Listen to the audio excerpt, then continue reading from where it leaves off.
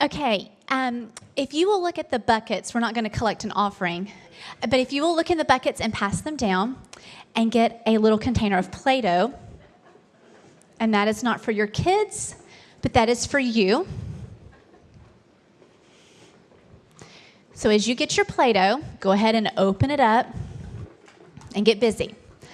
I want you to shape that Play-Doh into an image that reminds you of your childhood. I want you to shape it into an image that reminds you of something from your childhood.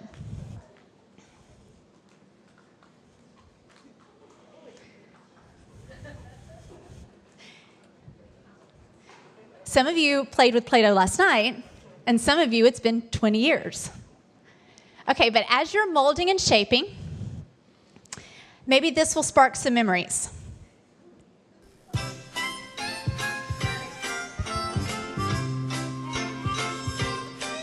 Can you name that song? Sesame Street. Yes, the Sesame Street song. Okay, keep molding, or keep rolling it into a ball. Okay, is Sesame Street A, did it take place in the suburbs? B, did it take place in the farm? Or C, did it take place in the city? Yes, that's right. Sesame Street could be your street here in San Francisco, full of grouches, monsters, big birds that we call pigeons, and Grovers that think they can fly. Most of us grew up in the suburbs or near the farm, but we are here in 2017 figuring out how to raise our kids in San Francisco. Now, you can continue to keep molding. I'm going to reference it later.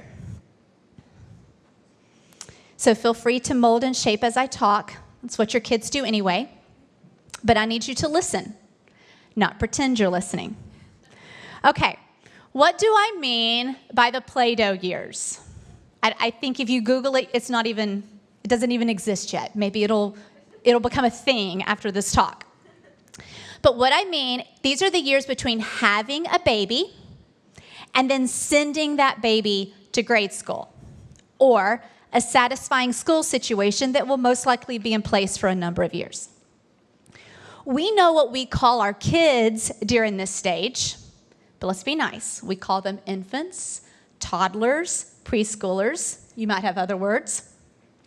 But what do we call ourselves living in the stage where we have had the baby and they are not quite ready for school yet? We're not quite a midlife crisis. So for the next 10 minutes, we're going to refer to these as the Play-Doh years. Maybe it will stick, maybe it won't. Now, let me note, Ben and I are no longer in the Play-Doh years. He already let you know that our kids are in grade school, but when we moved here, when the city was new to us, our kids were 2, 4, and 6, so we were in the Play-Doh years. But, like even some of the parents said that were up here on the stage, we take it one child at a time and 1 year at a time. But we reserve the right as parents to make those changes. Now, as I talk, I want you to know that Ben and I, we don't write our notes together, but we do life together. So if you probably are going to hear something said twice, and it will be up to you to decide who came up with it first. Okay, why is there tension, as you're holding that Play-Doh, why is there tension in the Play-Doh years? Now that's the question I'm posing to you, but this is how you're asking it. Why is this stage so tiring and taxing? Why are there so many decisions to make? Why didn't I get a college degree for parenting? Well, allow me to point out the progression that I have here up on the stage. As you can tell, Play-Doh and props. I'm a very visual learner. Okay, so we've got the stroller. We've got the boppy. We've got the container of Cheerios. It's been years since I've bought a box of Cheerios, and I'm so thankful. And then we have the timeout chair, the thinking chair, whatever millennial word you want to call the chair. Now, what I don't have on stage is the scooter, the stethoscope, the speech therapist. And I realize that there are so many resources and tools that we use in the Play-Doh years that we weren't expecting to use, or we thought we would be out of them by now. The point that I'm trying to make is that once you start a family, until they go to school, they grow so much and so fast and go through so many stages in such a short amount of time, which leads to buying something, using it for a short while. Some of it you don't even take the tags off of, to be honest. Getting rid of it to make room for the next thing. Teething, potty training, learning to pedal, feeding themselves, walking, talking. You are living in a physically exhausting season. You're making many decisions, and you are ultimately raising offspring that have the potential to be world changers. Hence the reason you wish you had a college degree to do this professionally. But these items help them grow. Your item that you give your child is stability, a safe place, being present with them, their guide, as they explore the world that you have brought them into. It's often that we will buy into the lie that our children are growing and changing, that we think we have to move and change just to keep up with them. You don't. You don't. These Play-Doh years are to be used to build stability and to mold a family that's going to thrive right here in San Francisco. This is going to take risk, it's going to take wisdom, and it is going to take a good dose of creativity and grace. Now, for our family, we've done star charts for chores. Now we're paying them hard cash. We've done family devotional times. Now we do individual bedtime tuck-ins, yes, in middle school. Their bedtimes have changed. We were at once spoon-feeding them, and now they're feeding themselves. We at one point were having to sweep underneath the table at every mealtime. Now they're sweeping under the table. My favorite story during the Play-Doh years was we referred to spaghetti night as naked night. Yes, the shirts came off when you came to the table. Now, Mom was the exception. I'll be honest, Mom and Dad were the exception to the rule. But we would laugh when our kids would sit down with spaghetti because spray and wash I had already invested in, and it wasn't doing the job getting the stains out of the shirts. So it's just much easier for them to eat spaghetti without their shirts on. But Ben and I would laugh thinking we are never going to get out of this stage. And then when we do, they've been in the stage so long that they're going to show up for a date and order spaghetti and take their shirts off on their date. You will be happy to know that we are out of that stage, and our kids successfully eat spaghetti with their shirts on now. I love what John 16:21 says. When a woman is giving birth, she has sorrow because her hour has come. But when she has delivered the baby, she no longer remembers the anguish, rather joy that a human being has been born into the world. Just like tension was present in the delivery room, tension is present in the Play-Doh years and in life. Tension just is. I don't want to dismiss it, but I want us and challenge you to walk through the tension, to know what you believe and what you want your family to be about, so that we don't just go to the suburbs or back to our childhood, but instead we walk through it knowing this is what we believe as a family. This is what works best for us as a family, and you do that by walking through it. So how do we thrive in the Play-Doh years? I'm going to tell you 4 things. 1, see their childhood. Okay, I'll tell you a few things about my childhood. I remember carpooling with kids in the neighborhood to school. I remember our family taking vacations to Jekyll Island. We would stop at the Stop and Shop for afternoon snacks. I remember building a little town in the woods out of sticks and driving to see my grandparents that lived 4 hours away. Now, I asked Asher to describe his childhood. He's 9. He said, visiting Jekyll Island, snuggling with Mom and Dad, going to a Warriors game, and playing Little League Baseball. My childhood looks different than the child in my hood. But did you notice something that was the same? What was it? Jekyll Island. So there are pieces of our childhood that we gift to our children. But at the same time, there are pieces of their childhood they want to gift to you.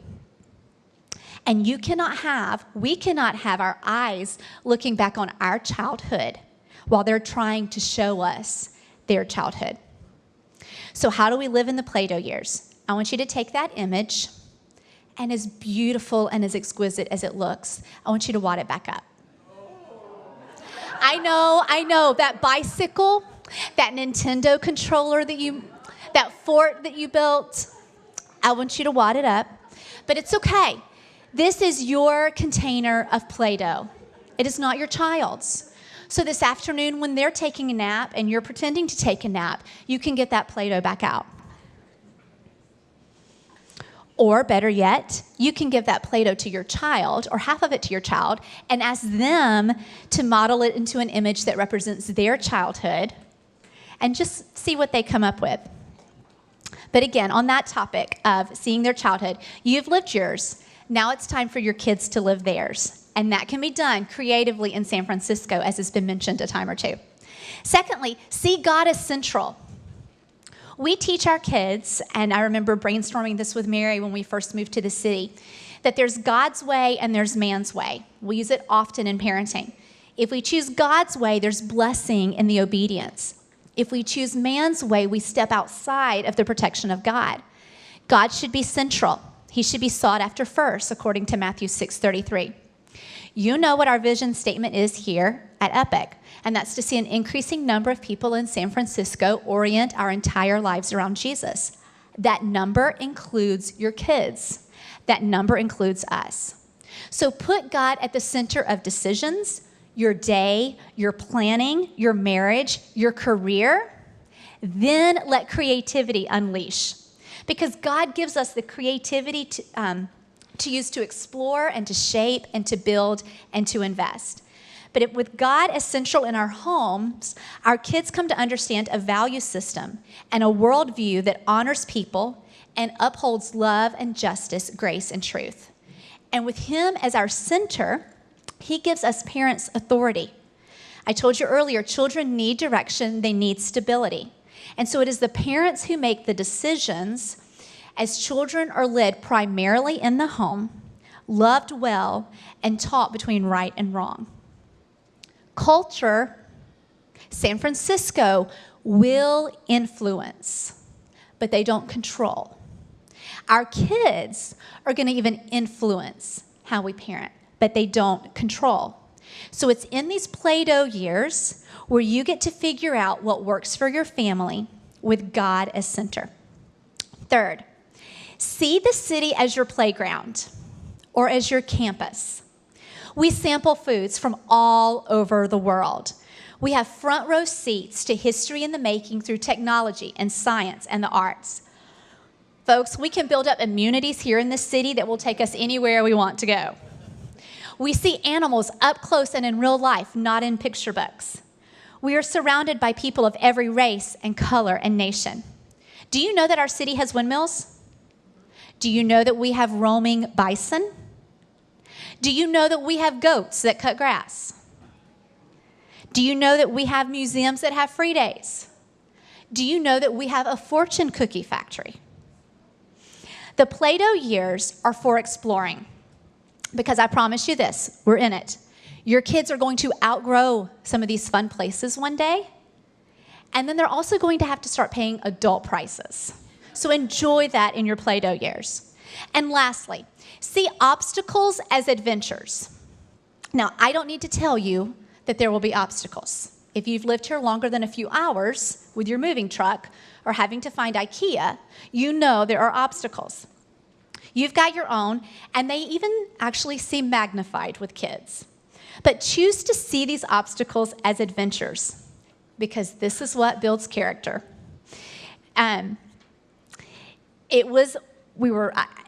Weeks. I think we had lived here just weeks. And I had the boys with me. Again, they're 2, 4, and 6. I say that so you don't think I've got like middle schoolers around me. They're 2, 4, and 6, which means there was a stroller involved, and a diaper bag involved, and sippy cups involved.